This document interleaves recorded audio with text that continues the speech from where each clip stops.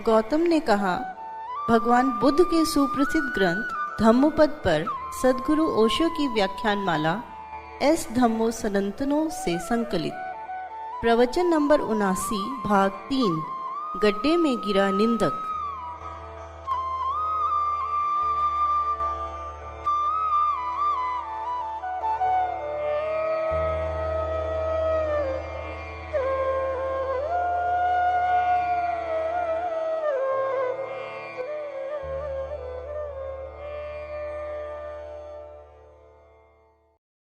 शब्द में अर्थ नहीं होता, अर्थ तो स्वाध्याय से आता है। जैसे समझो, बुद्ध ने ध्यान के संबंध में कुछ समझाया, तुमने सुन लिया कि ध्यान की प्रक्रिया क्या है, विधि क्या है। ये तो सिर्फ शब्द हैं, तुम ध्यान करोगे तो इनमें अर्थ पड़ेगा। मैंने प्रेम के संबंध में कुछ कहा, तुमने सुन लिया।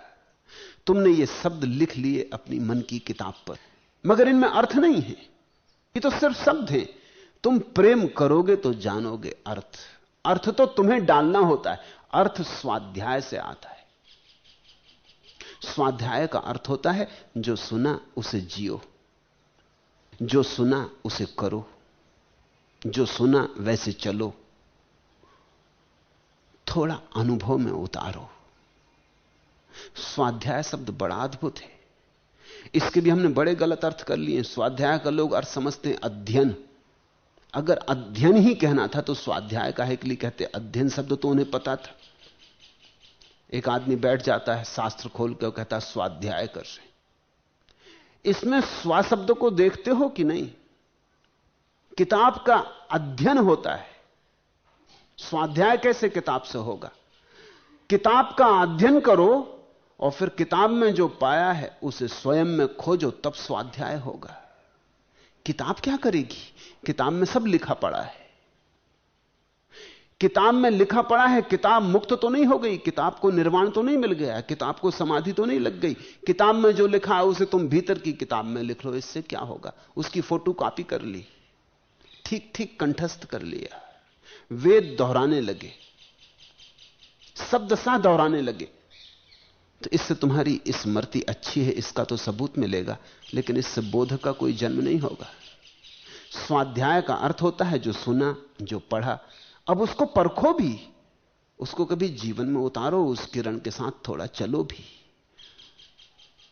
मैंने तुमसे कहा कि 2 मील दूर चल के बाएं अगर तुम चलते रहे तो सागर पर पहुंच जाओगे। तुम यहीं बैठे इसी का अध्ययन करते रहे।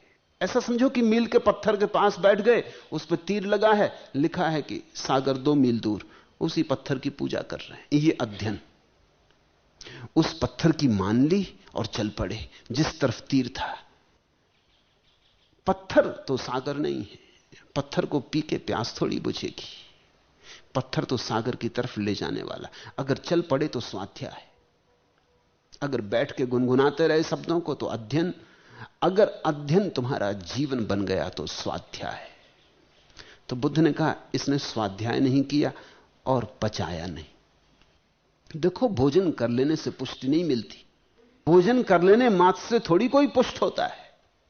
भोजन जब तक पचे ना तब तक पुष्टि नहीं मिलती। तुमने भोजन कर लिया और अगर पचे ना तो तुम और कमजोर हो जाओगे। अगर अपच हो जाए, अगर उल्टी हो जाए, वमन हो जाए, तो तुम जितने शक्तिशाली थे भोजन करने के पहले उससे कम शक्तिशाली रह जाओगे, तुम और कमजोर हो जाओगे। असली बात तो पचना है। थोड़ा भोजन भी हो लेकिन पचे तो ऊर्जा देगा, शक्ति देगा, पुष्टि देगा, बल देगा। थोड़ा जानो लेकिन पचाओ। अक्सर ऐसा हो जाता है कि तुम बहुत जान लेते हो, पचता है ही नहीं। पांडित्य एक तरह का अपाच्य है। पांडित्य एक तरह का अपने भीतर बहुत भोजन ले लेना है जिसको शरीर पचा नहीं सकता। प्रज्ञा पचाने का नाम है। तो बुद्ध ने कहा यह लालूदाई कुछ ज्यादा जानता नहीं, जो थोड़ा बहुत जानता है वो भी इसे पचा नहीं। भिक्षुओं, इससे सीख लो। आलोचना सरल, कोई दूसरा क्या कह रहा है इसे गलत सिद्ध करना बहुत सरल। सत्य क्या है उसे सिद्ध करना बहुत कठिन। सच तो यह है, निंदक और आलोचक वे ही लोग बन जाते हैं जो पाते हैं कि सत्य के सृजन करने की उनकी क्षमता नहीं।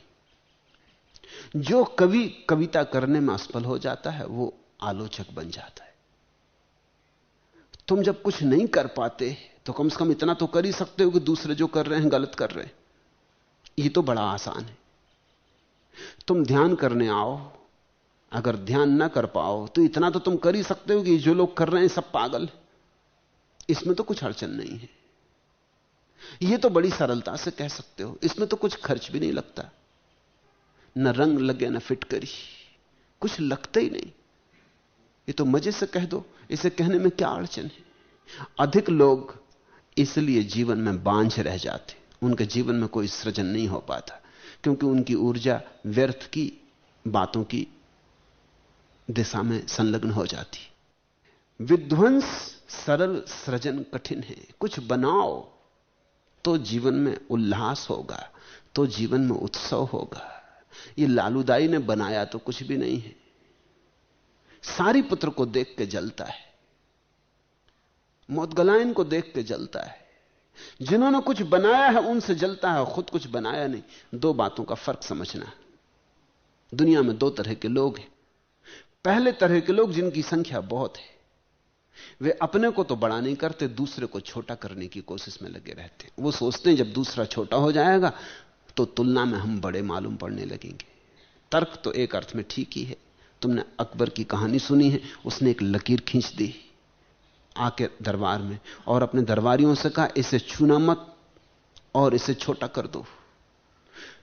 तो उन दरबारियों को बड़ी मुश्किल हुई। उन्होंने बहुत सोचा, सिर्फ माथा पटका, लेकिन कुछ रास्ता ना मिला। फिर बीरबल उठा, उसने एक बड़ी लकीर उस लकीर के नीचे खींच दी, वो छोटी हो गई। अब इसका मतलब यह हुआ कि दुनिया में बड़े होने के दो उपाय हैं। एक उपाय कि तुम दूसरे को छोटा कर दो तो उसकी तुलना में तुम बड़े दिखाई पड़ने लगो। अधिक लोग यही उपाय करते हैं। यह सस्ता उपाय है, यह कहीं ले जाता नहीं, इसलिए तुम किसी की प्रशंसा नहीं सुन पाते। कोई कहे कि फलां आदमी बड़ा अच्छी बांसुरी बजाता, तुम कहते हो क्या खाक बांसुरी बजाएगा, उसको मैं जानता हूं। अरे पर स्त्रीगामी। अब पर स्त्रीगामी से बांसुरी बनाने में कौन सी अड़चन पड़ती कि चोर वो क्या बांसुरी बजाएगा। अब चोरी से बांसुरी बजाने में कौन सी बाधा पड़ती है, चोर भी बांसुरी बजा सकता है, इसमें असंगति क्या है। तुमने ख्याल किया जब कोई किसी की प्रशंसा करता है तुम्हारे मन में एकदम खुजलाहट होती है, खंडन कर दो, अरे देख लिए सब महात्मा, सब पाखंड है। कितने महात्मा देखे तुमने, देख लिए सब महात्मा। तुम ये मान ही नहीं सकते कि कोई तुमसे बेहतर हालत में हो सकता है, क्योंकि अगर कोई तुमसे बेहतर हालत में है तो फिर तुम्हें कुछ करना पड़ेगा, फिर तुम्हें उठना पड़ेगा, तुम्हें अपने को बदलना पड़ेगा, रूपांतरण करना होगा। तो दुनिया में अधिक लोग बांझ मर जाते हैं, उनके जीवन में कुछ पैदा नहीं होता, कोई फूल नहीं खिलते और कोई संगीत पैदा नहीं होता, कोई सुगंध नहीं बिखरती, कभी दिया नहीं जलता। और जिम्मेवार वो ही है, क्योंकि वो दिया जलाते नहीं, वो तो दूसरे का दिया फूंकने में लगे रहते कि जब किसी का नहीं जला हुआ दिखाई पड़ेगा तो अपनी अड़चन क्या। इसलिए लोग सुबह से उठ के अखबार पढ़ते, और अखबार पढ़ के बड़ी शांति मिलती। गीता पढ़ो तो शांति नहीं मिलती, गीता पढ़ो तो अशांति मिलती। समझ लेना मेरी बात, क्या मैं कह रहा हूं। गीता पढ़ो तो अशांति मिलती, क्योंकि गीता पढ़ो तो यह पता चलता है कि तुम कहां कीड़े मकोड़े की तरह सक रहे हो। उठो, पहाड़ खड़ा हो जाता सामने, इसको चढ़ना पड़ेगा। अर्जुन चढ़ गया, तुम क्यों नहीं चढ़ रहे हो। बेचैनी होती, गीता पढ़ के शांति नहीं मिलती। जिनको मिलती उन्होंने गीता पढ़ी नहीं। गीता पढ़ोगे तो अशांत हो जाओगे, तब दुकानदारी नहीं कर सकोगे इतनी आसानी से जैसी कर रहे हो, क्योंकि फिर अर्जुन कब बनोगे, फिर ये कृष्ण चेतना का अनुभव कब करोगे, फिर ये छोटी छोटी बातों में उलझे हो, इसमें नहीं उलझे रह सकोगे, फिर भगवान को कब पुकारोगे, फिर समर्पण कब होगा, फिर अर्पण कब होगे। ये समय बहा जा रहा। गीता तो बेचैन कर देगी, झकझोर देगी। गीता तो कहेगी उठो, अब बहुत समय तो बीत ही चुका, थोड़ा जो बचा है उसका कुछ उपयोग कर लो। एक बेचैनी, एक दिव्य बेचैनी, एक दिव्य असंतोष तुम्हारे भीतर पैदा हो जाएगा। तो मैं तुमसे कहता हूं गीता पढ़ोगे तो अशांत हो जाओगे। अखबार पढ़ने से बड़ी शांति मिलती, इसलिए लोग अखबार पढ़ते, गीता नहीं पढ़ते। अखबार पढ़ने से क्या शांति मिली, पढ़ अखबार, फलाना आदमी फला आदमी की स्त्री को ले भागा, तुमने मन में बड़ी शांति मिलती है कि देखो पत्नी व्रती, हम तो कभी किसी की स्त्री लेकर नहीं भागे। फला आदमी ने हत्या कर दी, हम बेहतर सोचते कभी कभी हत्या करने की, मगर कर थोड़ी देते। फला जगह दंगा फसाद हो गया, इतने लोग मारे गए, चित्त शांत होता है कि चलो अपन तो नहीं झंझट में पड़ते।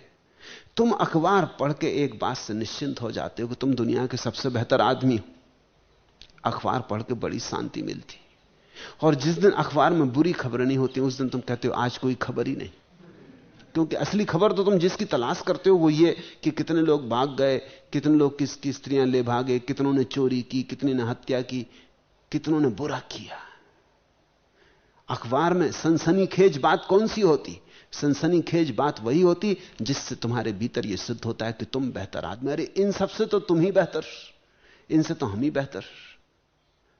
जब भी दूसरा छोटा हो जाता है, इसलिए तुम देखना निंदा में रस होता है। अगर कोई आदमी आए और किसी की निंदा करने लगे तो तुम हजार काम छोड़ के कहते हो हां भाई और कुछ सुनाओ। फिर क्या हुआ, फिर इसके आगे क्या हुआ, फिर तुम्हें एक खुजलाहट पैदा होती, तुम हजार काम छोड़ देते हो। तुम भगवान की प्रार्थना कर रहे थे, तुम छोड़ देते हो। कोई निंदक आ गया, तुम कहते छोड़ो प्रार्थना फिर कर लेंगे। निंदक महाराज मिले न मिले, इनको वैसे काम भी काफी रहता, क्योंकि जो मिल जाता वो इनको घंटों रोक लेता है कि कहो भाई क्या खबर। चलते फिरते अखबार भी हैं, जीते जागते अखबार भी, और स्वभावतः जीते जागते अखबार जैसी खबरें लाते हैं। छपे अखबार नहीं ला सकते। छपे अखबारों पर कुछ सरकारी नियंत्रण भी होता है। ये जीते जाते अखबार, इन पर कोई नियंत्रण नहीं है। क्या बोलते हैं, इन पर कोई मुकदमा नहीं चलता, कोई अदालत में नहीं घसीटा जाता, कोई इनको प्रमाण नहीं जुटाना पड़ता। एक स्त्री एक दूसरी स्त्री को किसी तीसरी स्त्री के संबंध में निंदा की बातें कह रही थी। पहली स्त्री बड़ी प्रसन्नता से सुन रही थी। जब पूरी बात हो गई तो उसने कहा कुछ और सुनाओ, थोड़ा कुछ और बताओ। फिर क्या हुआ? उस स्त्री ने कहा छोड़ो भी, जितनी मैं जानती थी उससे दुगना तो बता ही चुकी। आदमी बढ़ा चढ़ा के निंदा कर रहा है और निंदक तुम्हें अच्छे लगते। कबीर ने तो किसी और मतलब से कहा था, निंदक नीरे राखिए आंगन कुटी छबाए। तुम भी रखते हो लेकिन किसी और मतलब से। कबीर ने तो कहा था अपना निंदक आंगन कुटी छपा के अपने पास ही रख लेना चाहिए कि अपनी निंदा करता रहे। तुम भी निंदक को पसंद करते हो, अपने को नहीं, दूसरों का निंदक। तुम उसके लिए आंगन कुटी छपा के रख लेते। तुम कहते आओ हमारे घर में विराजो महाराज, यहीं भोजन कर लेना आज, और फिर कुछ गपशप होगी। जब कोई किसी की निंदा करता है तो तुम्हें अच्छा लगता है, क्योंकि वो सारी दुनिया को छोटा करके दिखला रहा है। उसकी तुलना में अचानक तुम्हारी लकीर बड़ी होने लगती। ये दुनिया के अधिकतम लोगों की व्यवस्था है बड़े होने की। ये बड़े होने का कोई मार्ग नहीं है, ये थोथी बात है। तुम ख्याल रखना कि जो दूसरों की निंदा तुमसे कर रहा है, उनके पास जाके तुम्हारी निंदा करता है, करेगा ही। तुमसे और दूसरों से उसे क्या लेना देना है? वो तो निष्पक्ष भाव से निंदा करता है। वो तो जिसके पास चला जाता है दूसरों की निंदा कर देता है और प्रसन्नता से एक कप चाय पी लेता, सिगरेट पी लेता, अपना आगे बढ़ जाता है। दूसरा जो वर्ग है बहुत अल्प, छोटा सा वर्ग है, 1000 में 1, लाख में 1, जो दूसरे को छोटा करके बड़ा नहीं होना चाहता, जो स्वयं ही बड़ा होना चाहता है। वही व्यक्ति साधना में उतरता है जो स्वयं ही बड़ा होना चाहता है। जिसको परमात्मा ने सीधा सीधा पुकारा, जो दूसरे के बहाने नहीं। वो जाके भगवान से ये नहीं कहेगा कि मैं अच्छा आदमी हूं क्योंकि मेरे पड़ोसी मुझसे भी ज्यादा बुरे आदमी थे। नहीं, वो भगवान के सामने कहना चाहेगा कि देखो मेरे भीतर, दूसरे की तुलना में अच्छा बुरा नहीं हूं, मैं जैसा हूं ये सामने खड़ा हूं। तुलना से जो बड़प्पन पैदा होता है वो झूठा है। तुम्हारे स्वयं के निखार से जो बड़प्पन पैदा होता है वही सच्चा है। तो बुद्ध ने कहा विध्वंस सरल, सृजन कठिन, और आत्मसृजन तो और भी कठिन। अहंकार स्पर्धा जगाता, स्पर्धा में ईर्षा होती, ईर्षा से द्वेष, द्वेष से शत्रुता, और फिर तो अंतर्बोध जगे कैसे। सारी शक्ति तो इसी में व्यय हो जाती, इसी मरुस्थल में खो जाती है। नदी सागर तक पहुंचे कैसे? दूसरे का विचार ही ना करो, समय थोड़ा है, स्वयं को जगा लो, बना लो, अन्यथा मलमूत्र के गड्ढों में बार बार गिरोगे। भिक्षुओं, तुम ही कहो बार बार गर्भ में गिरना, मलमूत्र के गड्ढे में गिरना नहीं तो और क्या है। यह बात बड़ी गजब की कही बुद्ध ने। मां का पेट है क्या मलमूत्र का गड्ढा है? वहां और है क्या? बच्चा मलमूत्र में लिपटा ही पड़ा रहता 9 महीने तक। बार बार जन्म लेना, मलमूत्र के गड्ढे में बार बार गिरना है। बुद्ध पुरुष छोटी छोटी घटना से बड़े गहरे इशारे ले लेते। अब कहां लालूदाई का मलमूत्र के गड्ढे में गिरना, और कहां बुद्ध ने खींचा उस बात को, किस अपूर्व तल पर ले गए। और उन्होंने कहा ये लालूदाई जन्म जन्म में गिरता रहा। वो इसी की बात कर रहे हैं कि ये बार बार ऐसे ही भटकता रहा, इसने कभी अपने को बनाया नहीं, दूसरों की निंदा में लगा रहा। शक्ति औरों की निंदा में गंवा दी। वही शक्ति आत्मसृजन बन सकती थी। उसी शक्ति की छेनी बनाकर अपनी मूर्ति का निर्माण कर सकता था, भगवान हो सकता था। वो तो किया नहीं, और बार बार गड्ढों में गिरा। गड्ढे, गर्भ के गड्ढे। यह अकेला देश है पृथ्वी पर जहां हमने गर्भ को मलमूत्र का गड्ढा जाना। बड़ी सच्ची बात है, दुनिया में कहीं नहीं कही गई ये बात, क्योंकि ये बात ही घबराती हमको कि मलमूत्र का गड्ढा, मां का पेट, लेकिन है तो मलमूत्र का गड्ढा। घबराए चाहे ना घबराए, लेकिन सच तो सच है। सच को झूठ तो किया नहीं जा सकता।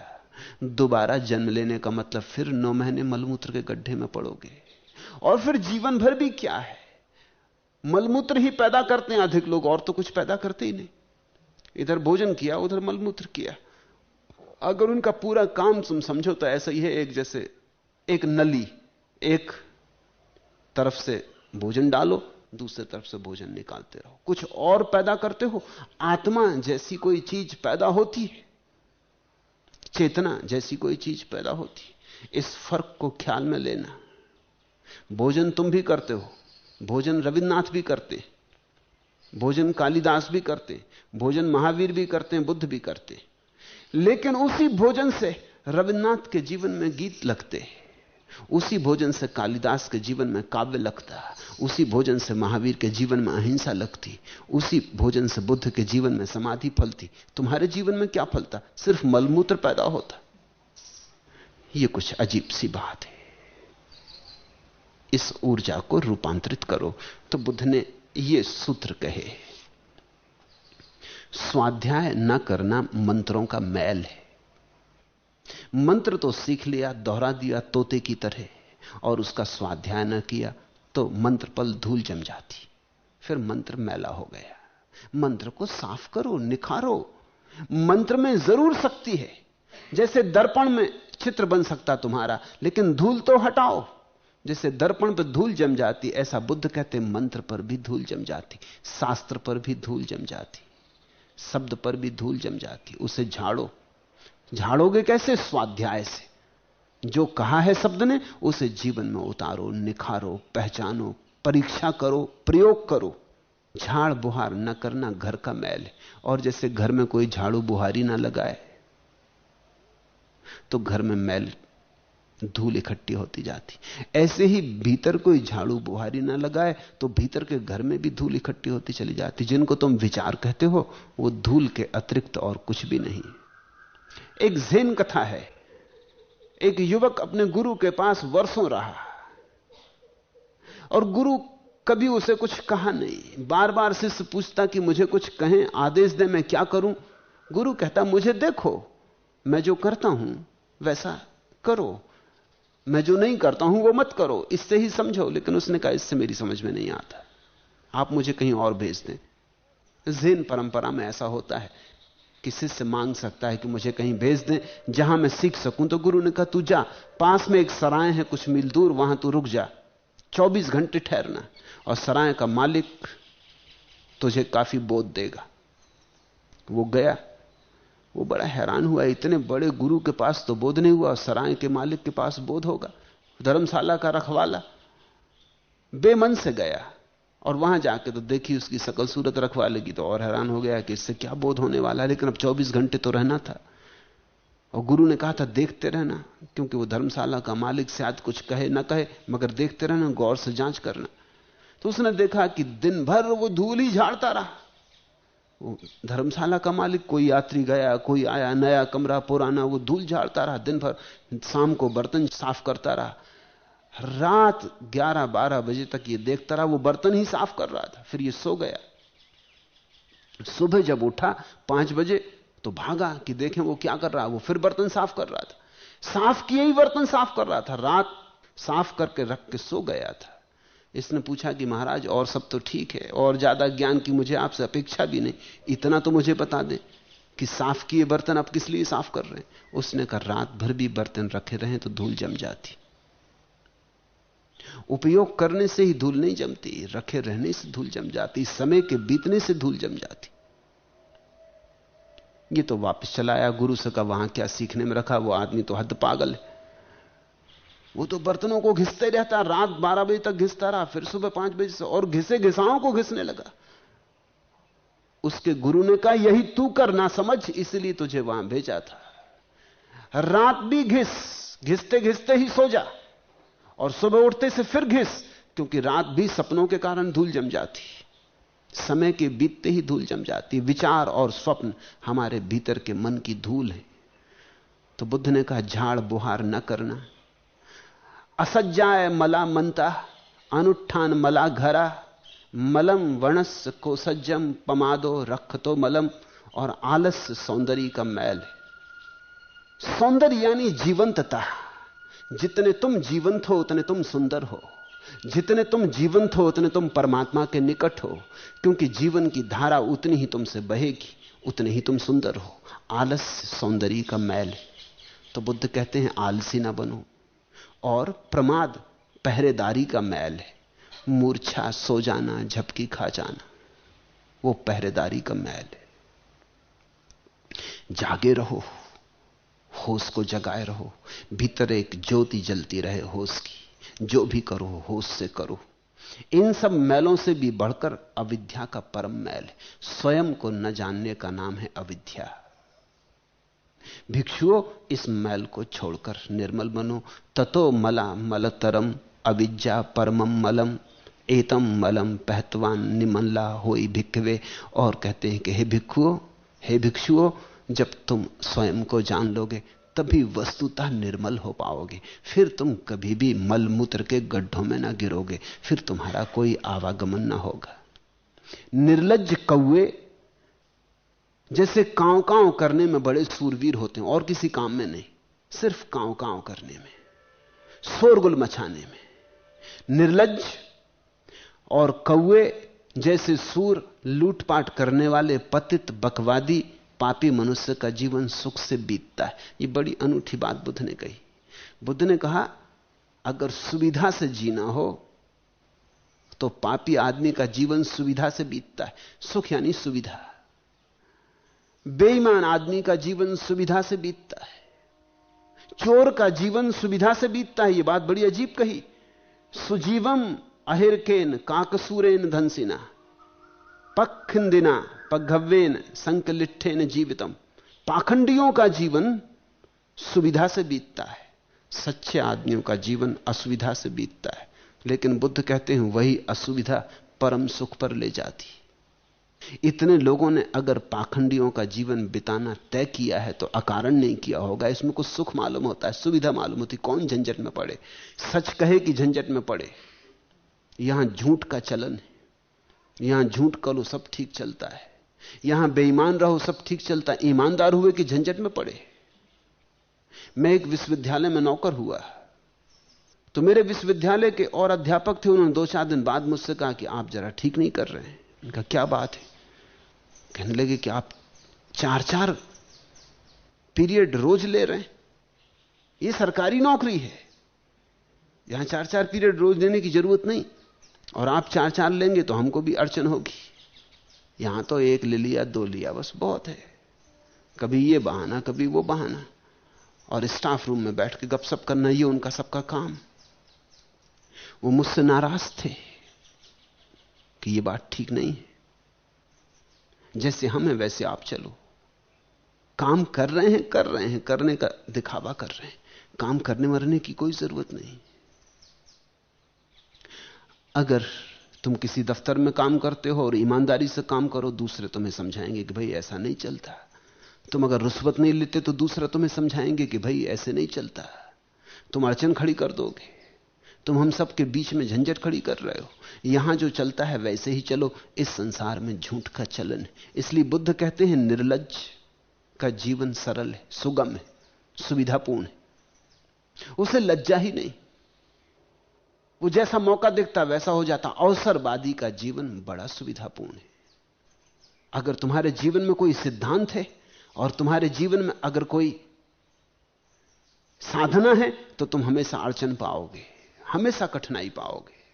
कोई साधना नहीं है, कोई सिद्धांत नहीं, निर्लज्ज का जीवन है, अवसरवादी का जीवन है, जिसने जहां देखी जैसी हवा बह रही वैसे ही चल पड़े, जिसके साथ जैसा लगता है कि ठीक चलेगा वैसा ही चला लिया। कौए जैसे कांव कांव करने वाले लोग। इशारा है वही भिक्षु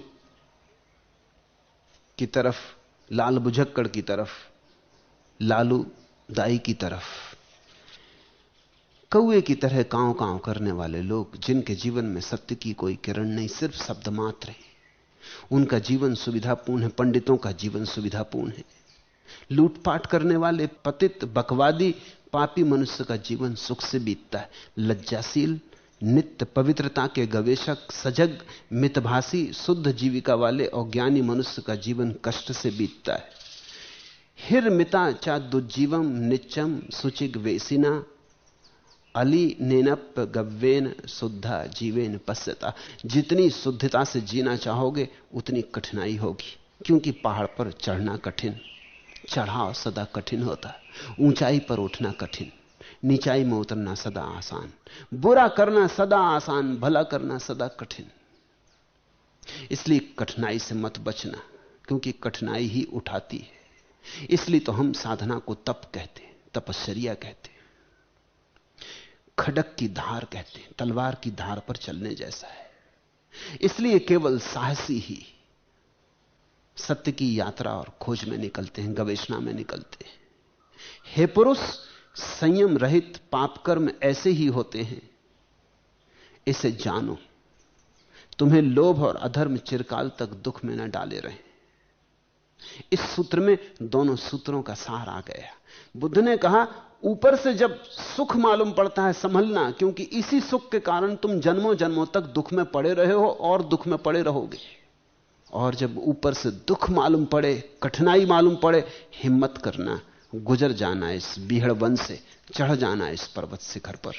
आज जो कठिन है वही तुम्हारे जीवन में सदा सदा शाश्वत सुख की वर्षा का कारण बनेगा।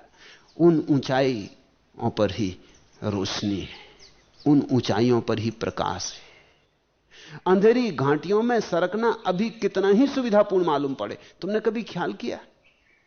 झूठ बोलना सदा सुविधापूर्ण मालूम पड़ता, लंबे अरसे में झंझट में डालता है, लेकिन बोलते वक्त बड़ा सुविधापूर्ण मालूम पड़ता है, बचाव हो जाता है। सत्य बोलते समय कठिनाई में डालता है, लेकिन अंततः वही सुख सिद्ध होता है। अंततः सत्य जीतता है और झूठ हारता है। सत्यमेव जयते। जो जीतता है अंततः वही सत्य है। सत्य की विजय सुनिश्चित है, लेकिन लंबी यात्रा है सत्य की। झूठ जल्दी जल्दी जीत जाता है। झूठ कहता है अभी नगद मैं तुम्हें सुख देता हूं।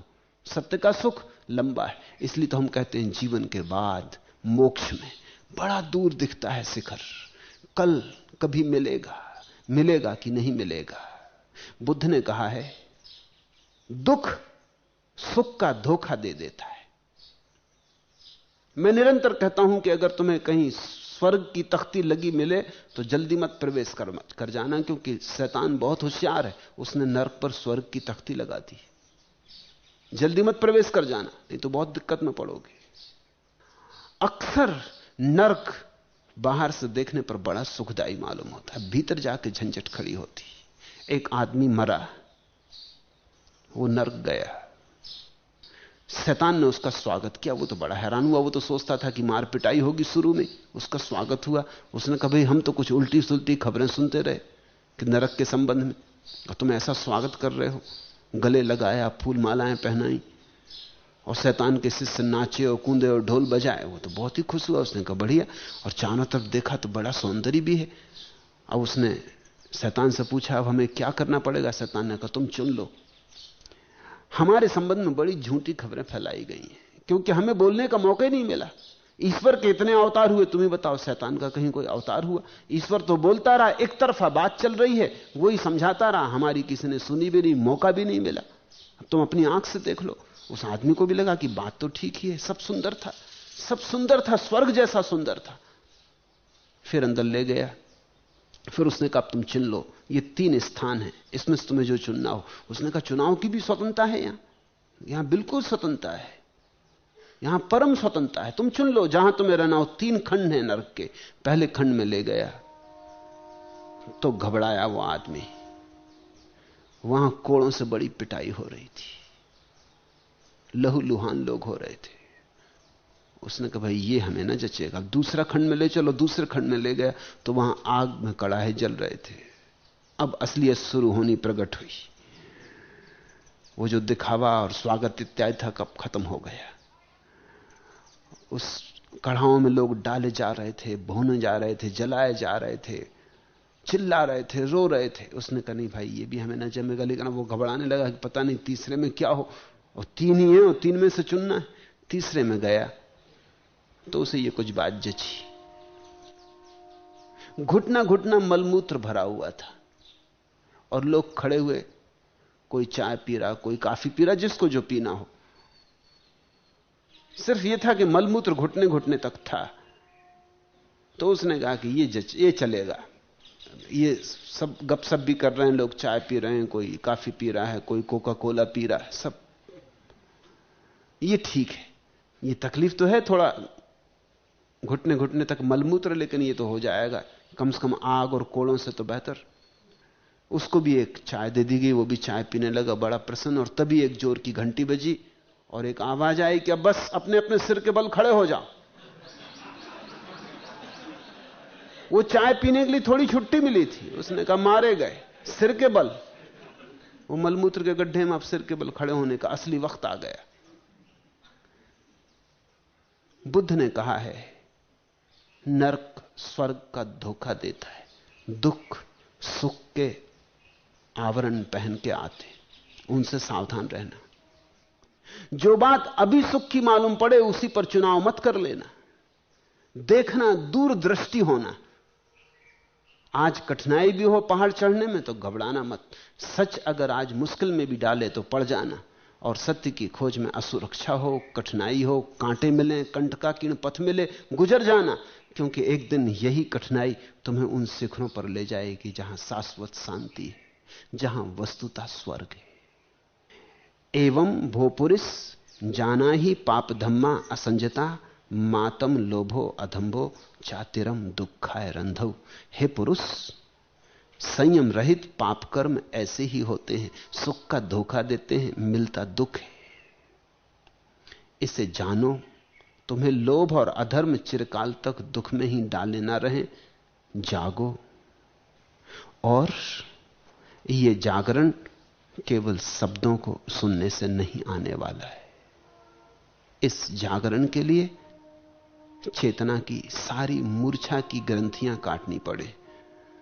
जहां जहां मूर्छा है, मोह है, वहां वहां से मुक्त अपने को करो, निर्ग्रंथ करो। इन सूत्रों पर ध्यान करना, स्वाध्याय करना। क्यों? क्योंकि स्वाध्याय न करना मंत्रों का मैल है। असज्जाय मला मंता, अनुष्ठान मला घरा, ये भी मंत्र हैं। इन पर स्वाध्याय करना, अन्यथा इन पर भी मैल जम जाएगा, ये किसी काम ना आ सकेंगे। पंडित मत बनना इन बातों को सुनकर, प्रज्ञा को जगाना, होश को जगाना। ये बातें तुम्हारा अनुभव बन जाएं तो ही मुक्तिदायी है। आज इतना ही।